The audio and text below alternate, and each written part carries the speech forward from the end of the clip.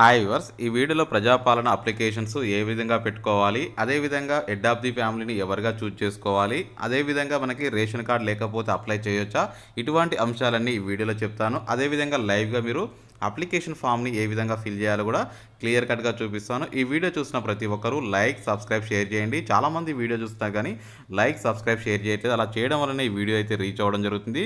ఇప్పుడు మనం పూర్తి సమాచారం చూసినట్లయితే ఇక్కడ మనకి తెలంగాణ రాష్ట్ర అభయహస్తం అని ఉంటుంది. ప్రజాపాలన 28 నుంచి వచ్చే నెల 6 వరకు అప్లై చేసుకోవచ్చు. దీంట్లో 5 పథకాలు అయితే ఇప్పుడు ఇమీడియట్గా అప్లై అయితే చేయబోతున్నారు. దీనికి సంబంధించిన అప్లికేషన్స్ అయితే తీసుకోవడం జరుగుతుంది. కాకపోతే చాలామందికి డౌట్స్ ఏంటంటే హెడ్ ఆఫ్ ది ఫ్యామిలీకి ఎవరిని పెట్టాలి, అదేవిధంగా ఒక అప్లికేషన్ మాత్రమే ఇవ్వాలా, మల్టిపుల్ అప్లికేషన్స్ కూడా ఇచ్చుకోవచ్చు అని చెప్పేసి చాలామంది అడుగుతున్నారు. సో కాకపోతే ఇక్కడ మీకు క్లియర్ కట్గా వీడియో చివరి వరకు చూస్తే చాలా క్లారిఫికేషన్స్ అయితే రావడం జరుగుతుంది.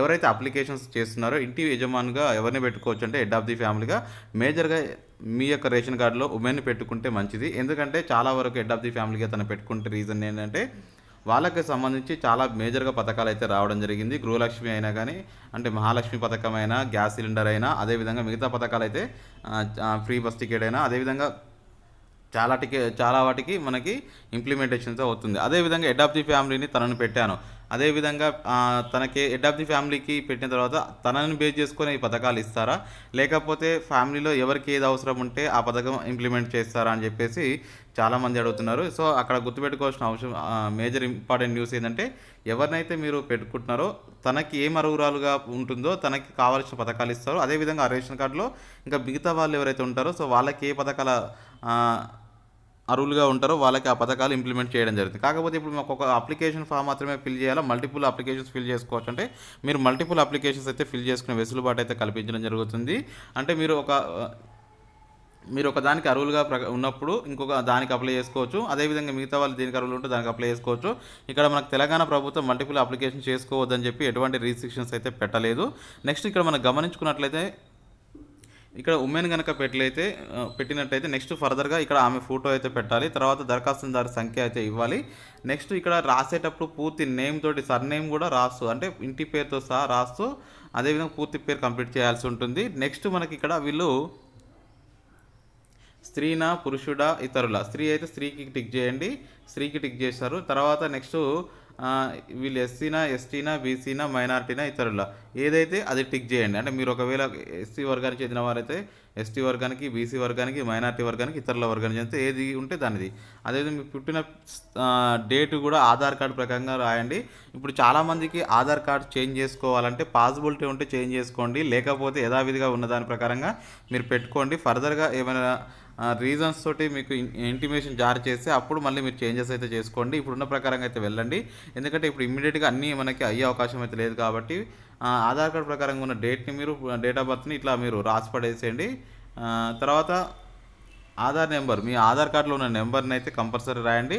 ఎవరైతే ఆధార్ కార్డు పెడుతున్నారో మొత్తం పూర్తి Aadhaar card, full Aadhaar card download చేయండి. ఎందుకంటే ఎన్రోల్మెంట్ నెంబర్ అయితే అందులో ఉంటుంది. నెక్స్ట్ మీకు ఆధార్ కార్డు నెంబరు ఇక్కడ మీరు టైప్ చేసి రాసిన తర్వాత నెక్స్ట్ రేషన్ కార్డ్ నెంబర్ ఉంటుందండి. మీ రేషన్ కార్డ్ నెంబరు ఇప్పుడు నేను లేటెస్ట్ది ఇవ్వాలా, పాతది ఇవ్వాలా, ఇట్లాంటి డౌట్లు చాలామందికి వస్తున్నాయండి. మీరు రేషన్ కార్డ్ నెంబర్ మీది ఏదైతే ఉందో ఇప్పుడు మీ దగ్గర ఉన్న రేషన్ కార్డు ప్రకారంగా ఇక్కడ మెన్షన్ చేయండి. దాని తర్వాత మీరు కొత్త రేషన్ కార్డ్స్ ఎవరైతే అప్లై చేసుకోవాలనుకుంటున్నారో సో రేషన్ కార్డు మనకి మీ సేవలో ఫుడ్ సెక్యూరిటీ కార్డ్స్ అని ఉంటుంది అప్లికేషన్ ఫామ్, దాంతోపాటు తీసుకుంటున్నామని చెప్పేసి చెప్తున్నారు. సో ఫుడ్ సెక్యూరిటీ కార్డు కూడా అప్లై చేసుకోవచ్చు. ఒకవేళ రేషన్ కార్డు లేకున్నా అప్లికేషన్స్ అయితే ఇచ్చుకోవచ్చు అని చెప్పి చెప్తున్నారు. సో ఇక్కడ మనకి మొబైల్ నెంబర్స్ ఇచ్చేయండి. ఇక్కడ మీ రేషన్ కార్డ్ నెంబర్ అయితే మీ రేషన్ కార్డులో ఉన్న నెంబర్ ప్రకారంగా ఏదైతే ఉందో దాన్ని ఇక్కడ మీరు రాయాల్సి ఉంటుంది.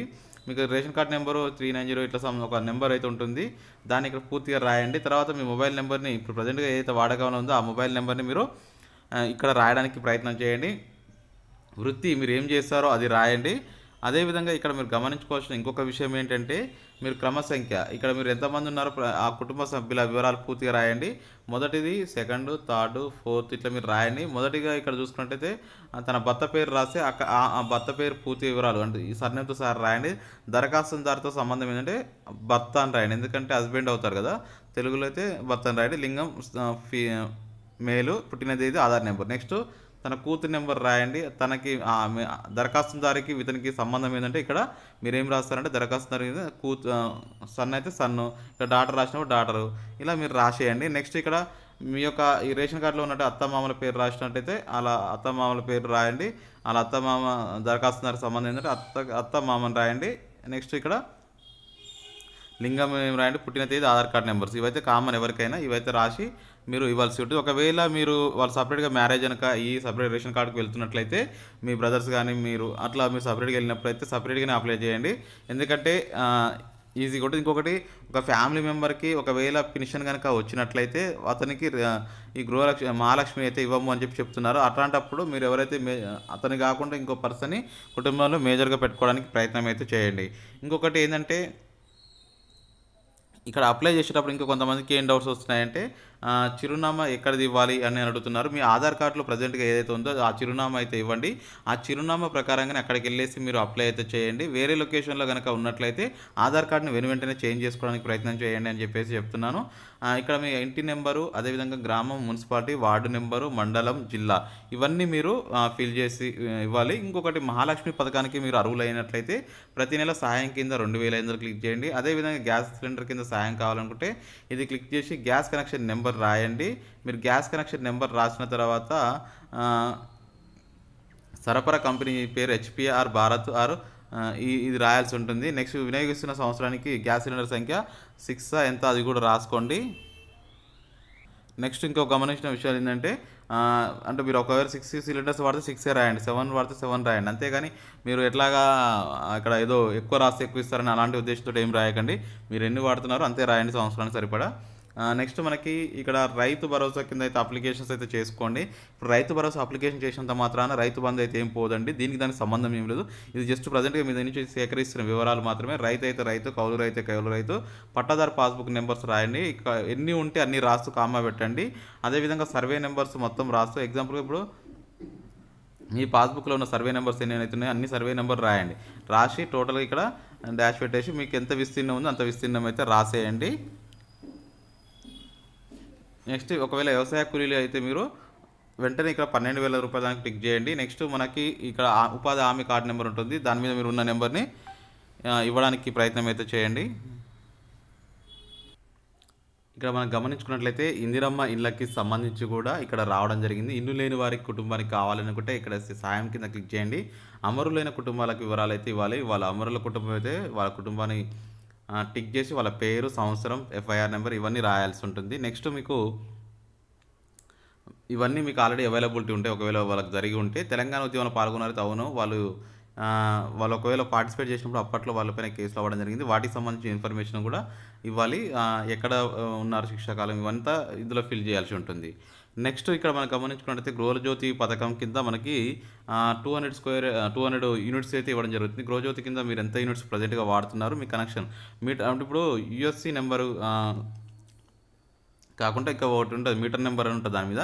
సో అది ఇవ్వండి. ఆ మీటర్ నెంబర్ ఇస్తే సరిపోతుంది. నెక్స్ట్ ఇంకోటి ఇక్కడ చేయూత పథకం కింద 4,000 రూపాయలు కావాలి అనుకున్న, 6,000 కావాలనుకున్న ఆల్రెడీ పెన్షన్ వస్తున్న వారైతే అవసరం లేదు దరఖాస్తు చేసుకోవడం. కేవలం రాని వారి మాత్రమే చేసుకోవాలి. ఇందులో మీరు దివ్యాంగులు అయితే వారి యొక్క సదరం సర్టిఫికేట్ నెంబర్ ఉంటుంది. ఒకవేళ ఇది కాకుండా వేరే విధంగా మీకు పెన్షన్ పొందే అవకాశం ఉంది అనుకుంటే ఇక్కడ మీకు వృద్ధాప్యన, గీత కార్మికుల, వితంతున, సో వీళ్ళకి మీరు ఏ విభాగానికి చెందినవారో ఆ విభాగం క్లిక్ చేయండి ఇందులో. నెక్స్ట్ ఇక్కడ మనకి దీంతో పాటు మనం ఇవ్వాల్సినవి తెల్ల రేషన్ కార్డు, అది ఆధార్ కార్డు అయితే కంపల్సరీ ఇవ్వాలి జిరాక్స్లో. నెక్స్ట్ ఇంకొకటి సంతకం అయితే ఎవరైతే అప్లికేషన్ ఇస్తున్నారో అంటే మెయిన్ అప్లికెంట్ నెంబర్ అంటే పైన దరఖాస్తుదారు ఉన్నారో వారి యొక్క సిగ్నేచర్, పేరు, అదేవిధంగా తేదీ కూడా ఇవ్వడానికి ప్రయత్నం చేయండి. నెక్స్ట్ మనకి ఇంకా కూడా ప్రజాపాలన దరఖాస్తు రసీదు వారు మనకి అయిపోయిన తర్వాత వాళ్ళు ఇవ్వడం జరుగుతుంది. ఒక ఇన్ఫర్మేషన్ సంబంధించి మీరు అప్లై చేసినట్టు ఇక్కడ మీకు వాళ్ళు వార్డ్ నెంబరు, దరఖాస్తు నెంబరు, వారి పేరు, వారి భర్త పేరు కానీ ఏ పథకాలకు అమలు చేశారంటే అప్లై చేశారు, అదేవిధంగా ఒక గ్రామం అంటే మీరు ఏ ఊరు నుంచి అప్లై చేశారో వాటి డీటెయిల్స్ రాసి అదేవిధంగా మీరు అధికార సంతకం, పేరు, హోదా, ముద్ర ఇవి ఇచ్చేసి మీకు ఈ రిసిప్ట్ ఇవ్వడం జరుగుతుంది. ఫర్దర్గా ఈ రిసిప్ట్ తోటి మీరు కమ్యూనికేట్ అయ్యే విధంగా ఉంటుంది పథకాలకి.